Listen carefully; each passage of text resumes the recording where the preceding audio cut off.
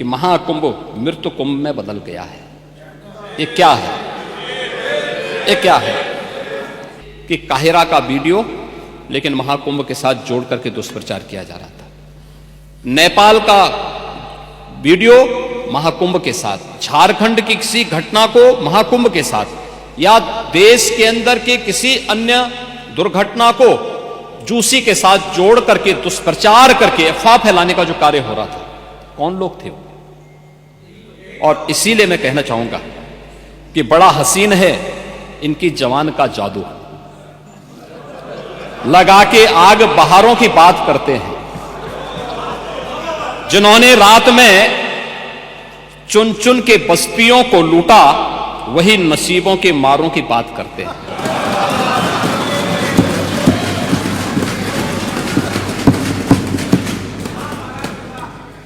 अध्यक्ष जी, मैं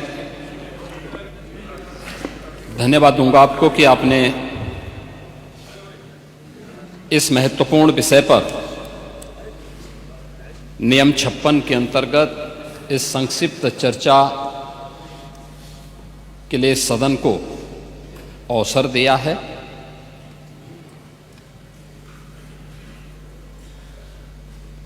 मैं धन्यवाद देता हूं उन सभी माननीय सदस्यों को जिन्होंने अपने अनुभव से अपने विचार यहां पर रखे हैं।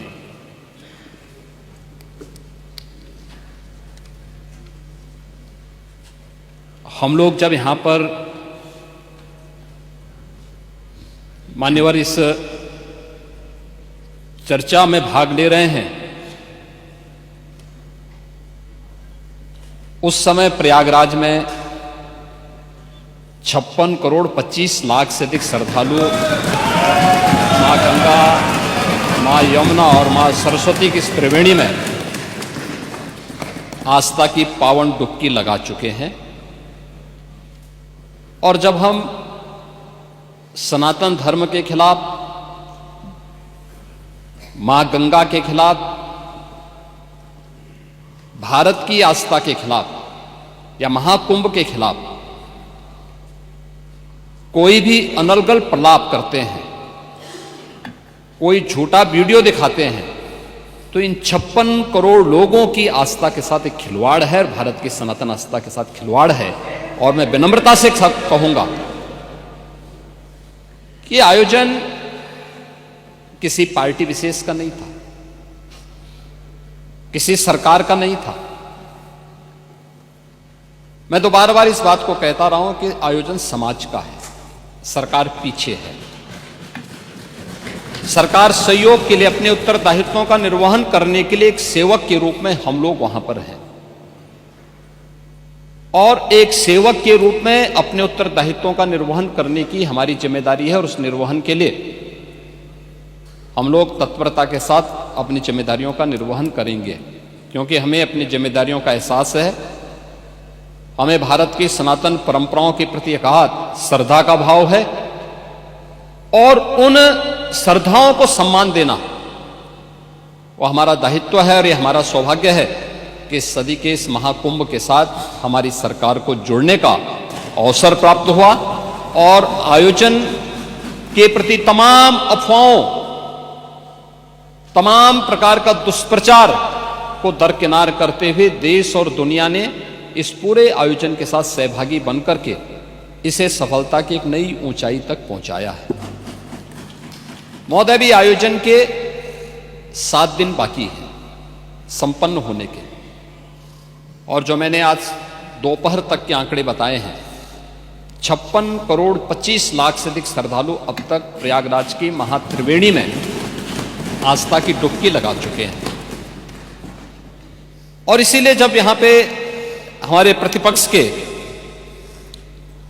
जो माननीय सदस्य डॉक्टर आर.के. पटेल जी, श्री संग्राम सिंह यादव जी और श्रीमती आराधना मिश्रा, मोना जी जब अपनी बातों को यहां पे कह रही थी, तो मुझे आपकी बातों को देख करके सचमुच एक तरफ हमें एहसास है अपनी जिम्मेदारियों का, हमारी संवेदनाएं हैं उन सभी के प्रति जो लोग 29 जनवरी के एक स्टैंप पैड के शिकार हुए थे उन सभी श्रद्धालुजनों के प्रति भी, या प्रयागराज कुंभ के दौरान जो आपने अपनी नोटिस में उल्लेख किया है सोनभद्र की, अलीगढ़ की या किसी अन्य जगहों पर प्रयागराज महाकुंभ के आयोजन में भाग लेने के लिए या यहां से जाने के लिए जो लोग यहां से प्रयागराज महाकुंभ में महास्नान के बाद वापस जा रहे थे, सड़क दुर्घटना के शिकार हुए हैं, उन सबको हम श्रद्धांजलि देते हैं। हमारी संवेदना उन परिवारजनों के प्रति है। सरकार उनके साथ खड़ी है, हर संभव सरकार उनको मदद भी करेगी, लेकिन इस पे राजनीति करना कितना उचित है, प्रश्न यही है। और इसीलिए मैं आपसे कहना चाहूंगा, जब आप अपनी बात कह रहे थे, मैं धन्यवाद दूंगा माननीय सदस्य श्री मनोज पांडे जी को, जिन्होंने उन अफवाहों की ओर ध्यान भी दिया कि उल्लेख किया कि काहिरा का वीडियो लेकिन महाकुंभ के साथ जोड़ करके दुष्प्रचार किया जा रहा था, नेपाल का वीडियो महाकुंभ के साथ, झारखंड की किसी घटना को महाकुंभ के साथ, या देश के अंदर के किसी अन्य दुर्घटना को जूसी के साथ जोड़ करके दुष्प्रचार करके अफवाह फैलाने का जो कार्य हो रहा था, कौन लोग थे वो? और इसीलिए मैं कहना चाहूंगा कि बड़ा हसीन है इनकी जवान का जादू, लगा के आग बहारों की बात करते हैं। जिन्होंने रात में चुन चुन के बस्तियों को लूटा, वही नसीबों के मारों की बात करते हैं।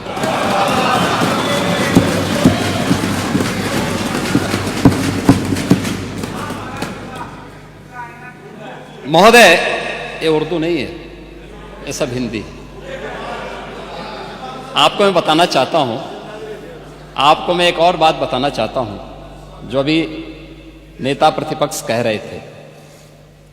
जब उत्तर प्रदेश की स्थानीय बोलियों को इस सदन में महत्व मिला तो उनके द्वारा कहा जा रहा था, उन्होंने विरोध किया था, ठीक उनकी सोच है, ये समाजवादी संस्कार भी है कि हर अच्छे कार्य का विरोध करना है, हर अच्छे कार्य का विरोध करना है। तो उन्होंने कहा कि हिंदी इस सदन की भाषा है, तो हिंदी को तो हटाएंगे।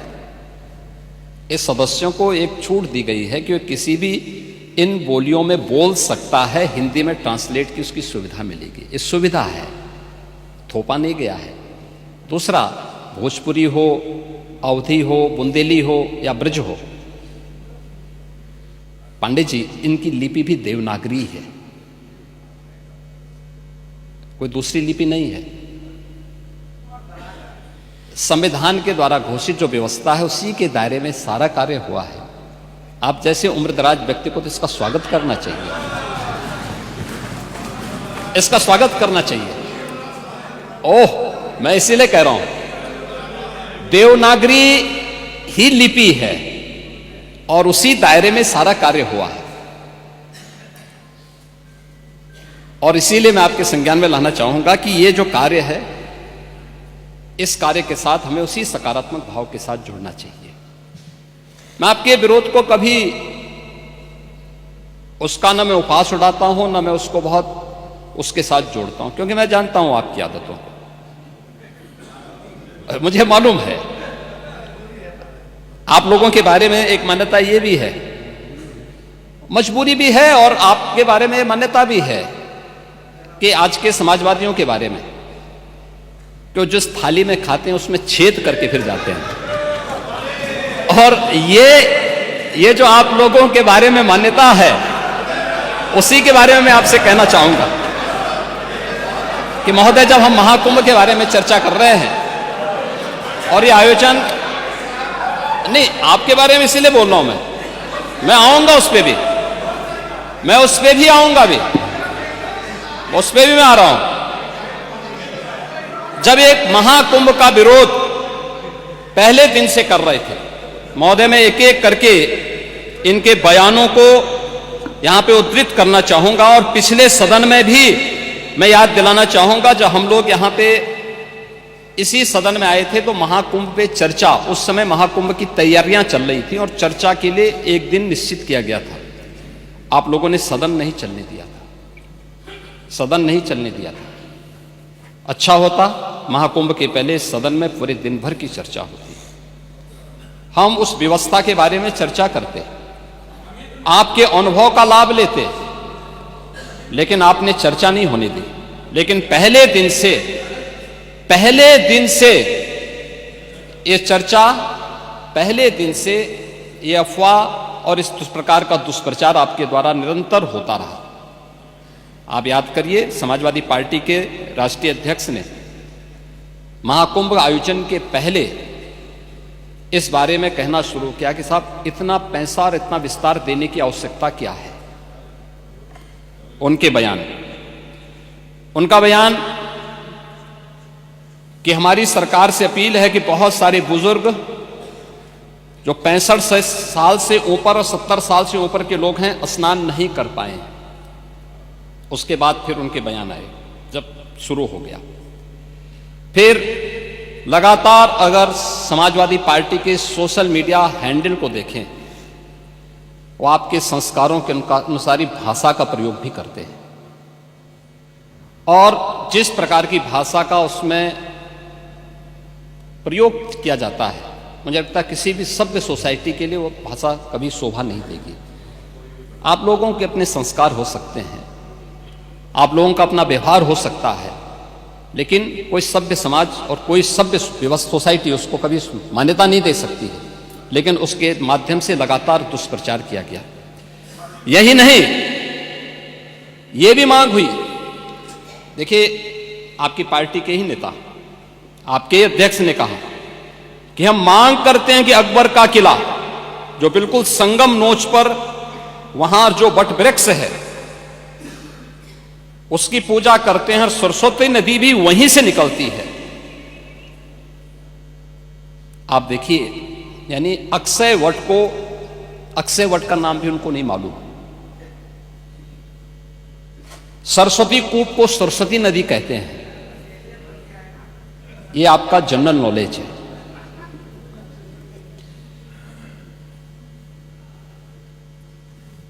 इन्होंने कहा महाकुंभ कोई शब्द नहीं, क्योंकि महाआयोजन के लिए बहुत सारा पैसा निकालना था, पैसे की बर्बादी करनी थी, इसलिए नाम भी इन्होंने महाआयोजन दिया।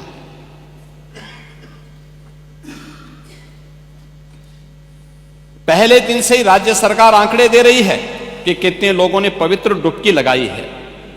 जो लोग पवित्र डुबकी लगाने वालों की संख्या बता सकते हैं, वे यह नहीं बता पा रहे हैं कि कितने लोगों की जान चली गई। इनके एक सहयोगी आ रहे हैं, अरे चिंता मत करिए, एक एक प्रश्न का उत्तर देंगे, थोड़ा पेशेंस रखिए। देखो आप बोल रहे थे, मैं बहुत शांति से सुन रहा था, बहुत शांति से। आप ही के एक सहयोगी श्री लालू यादव जी कह रहे हैं, अरे ये सब कुंभ का क्या कोई मतलब है, फालतू का कुंभ है। यानी सनातन धर्म के इस महाआयोजन को वे फालतू उनको दिखाई देता है। और इनके एक और सहयोगी उससे भी 2 कदम आगे आकर के कहती हैं कि महाकुंभ मृत्यु कुंभ में बदल गया है। ये क्या है?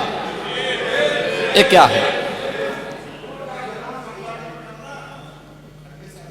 मल्लिकार्जुन खड़गे कांग्रेस के नेता अध्यक्ष कहते हैं कुंभ भगदड़ में हजारों लोग मारे गए।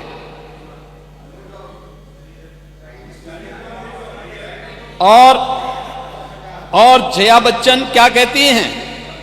ये समाजवादी पार्टी की नेत्री हैं। इस देश ने अभी सबसे बड़ा मुद्दा महाकुंभ भगदड़ की घटना है। उन मृतकों की सही संख्या बतानी चाहिए और जनता को सफाई देनी चाहिए। उन्होंने आगे क्या बात कही? उन्होंने कहा व्यवस्थाएं आम आदमी के लिए नहीं बल्कि वीआईपी के लिए थी। शवों को गंगा में बहा दिया गया, इससे पानी प्रदूषित हुआ है। यही पानी लोगों तक पहुंच रहा है। और ये इस प्रकार के गैर जिम्मेदाराना बयान समाजवादी पार्टी, कांग्रेस, आरजेडी और टीएमसी के नेताओं के द्वारा सनातन धर्म के जुड़े हुए सबसे बड़े आयोजन के प्रति दिए गए। महोदय, मैं ये जानना चाहता हूं कि क्या सनातन धर्म का अनुयायी बनना या सनातन धर्म के किसी आयोजन को भव्यता के साथ करना क्या कोई अपराध है? उस आयोजन को उन सीमाओं के साथ, उस आस्था को सम्मान देकर के आगे बढ़ाना क्या कोई अपराध है? और अगर अपराध है तो हमारी सरकार इस अपराध को कर रही है और आगे भी करेगी, क्योंकि हम लोग ये मानते हैं सनातन धर्म इस देश का राष्ट्रीय धर्म है। सनातन धर्म की सुरक्षा में ही भारत के अंदर पल रहे हर मत और मजहब की सुरक्षा भी है और उनका सम्मान भी है और उनका गौरव भी है। और सनातन धर्म की सुरक्षा विश्व मानवता की सुरक्षा की गारंटी भी है। और उसके इतने बड़े आयोजन के साथ भेदभाव तो किसी के साथ नहीं हुआ, किसी के साथ नहीं हुआ। प्रयागराज महाकुंभ में क्रिकेटर मोहम्मद शमी ने भी स्नान किया। मुझे याद है हर जाति मत और मजहब के लोग अगर आए हैं श्रद्धाभाव के साथ तो उन्होंने आस्था की पवित्र डुबकी भी लगाई। हां, अगर कोई चिढ़ाने के लिए आया है तो वहां पर उनको वैसे दुत्कार करके भगा भी दिया गया और यह होना भी चाहिए था। और इसीलिए मैं इस बात को मानता हूं, आप लोगों ने जो बात कही हमें ये सब बुरा नहीं लगता, इसलिए नहीं क्योंकि हम जानते हैं आपकी प्रवृत्ति है, क्योंकि हम लोग इस बात को मानते हैं कि संक्रमित व्यक्ति का उपचार हो सकता है, संक्रमित सोच का उपचार नहीं हो सकता। उसका कोई उपचार नहीं, वो अपने आप ही कुड़ता रहेगा। और इसलिए इस महान आयोजन को करने का अवसर हमारी सरकार को प्राप्त हुआ। और मेरा यह मानना है कि महान कार्य को 3 अवस्थाओं से गुजरना पड़ता है। याद रखना, उपहास से, विरोध से और अंततः स्वीकृति से। और स्वीकृति का इससे बड़ा प्रमाण क्या हो सकता है कि समाजवादी पार्टी के राष्ट्रीय अध्यक्ष भी जो शुरू से विरोध कर रहे थे अंततः चुपचाप जाकर के डुबकी लगाए। नेता प्रतिपक्ष भी हाँ, मैं अच्छी बात है, आपका अधिकार है, आपका अधिकार है ये, मैं तो आपको अधिकार दे रहा हूं। मैं ही कह रहा ना, नहीं 13 में आप नहीं जा पाए थे, क्योंकि 13 में जब आप जा रहे थे तब तक आपको फोन आ गया था, आप वापस हो गए थे, नहीं जा पाए थे। नहीं जा पाए, आप वापस आ गए थे। लेकिन इस बार आप गए थे, मुझे अच्छा लगा, आपने उत्तर प्रदेश सरकार की व्यवस्था की सराहना की और आपने मुझे प्रत्यक्ष नहीं लेकिन स्पीकर साहब को धन्यवाद दिया कि अच्छी व्यवस्था थी। और इसीलिए मैंने कहा ना, 3 अवस्थाएं उपहास की, जिसको आप शुरू से उड़ा रहे थे, कुछ नहीं कर पाए तो आपने विरोध करना शुरू किया। और विरोध करते करते आज मुझे अच्छा लगा कि आपने अपनी स्वीकृति भी दे दी कि हां, अच्छा काम हुआ है, अच्छी व्यवस्था हुई है। ऐसे ही मोना जी ने भी किया। वो लोग विरोध कर रहे थे, फिर उन्होंने उसके बारे में तमाम प्रकार की बातें की। आज उन्होंने कहा कि इंफ्रास्ट्रक्चर का काम तो अच्छा हुआ। अच्छा, अच्छी बात है, क्योंकि काम हुआ है तो लोग बोलेंगे भी, क्योंकि लोग तो उन्हीं मार्गों से चल रहे हैं, सभी लोग चल रहे हैं। महोदय, प्रयागराज कुंभ के बारे में अनेक दुष्प्रचार किए गए और दुष्प्रचार के अनेक माध्यम हैं। मैं पहले कुंभ के बारे में ही कहता हूं। कुंभ के बारे में जो बहुत सारी चर्चाएं यहां पर हुई हैं और सभी माननीय सदस्यों ने भी इस बात को यहां पे उल्लेख किया है, जिसमें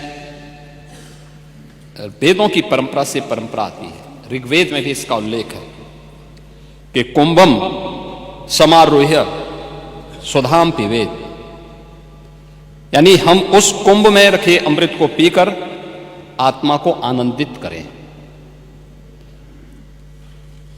अथर्ववेद में भी इस बात का उल्लेख है कि ऐसा गंगा या कुंभे, यानी यह गंगा जल एक कुंभ एक घड़े में संचित है, यानी अमृत के रूप में उसकी तुलना की गई है। और आज से 5000 वर्ष पहले रचा गया श्रीमद् भागवत महापुराण में भी इस बात का उल्लेख है को कुंभ मेले स्नात्वा पुण्यम प्राप्नोति मानुषः, यानी यहां कुंभ का संदर्भ कुंभ मेले से है। 5000 साल पहले भी इसका उल्लेख है, जो 4 तीर्थ स्थलों पर आयोजित होता है, उसमें स्नान करने से पापों का क्षय होता है।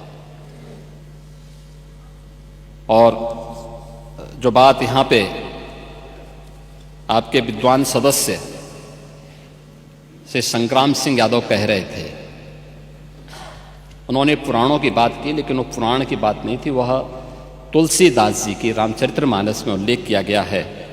को कहीं सकहीं प्रयाग प्रभाव हो, कलुष पुंज कुंजर मृगराओ, अस तीरथ पति देख सुहावा, सुख सागर रघुवर सुख पावा।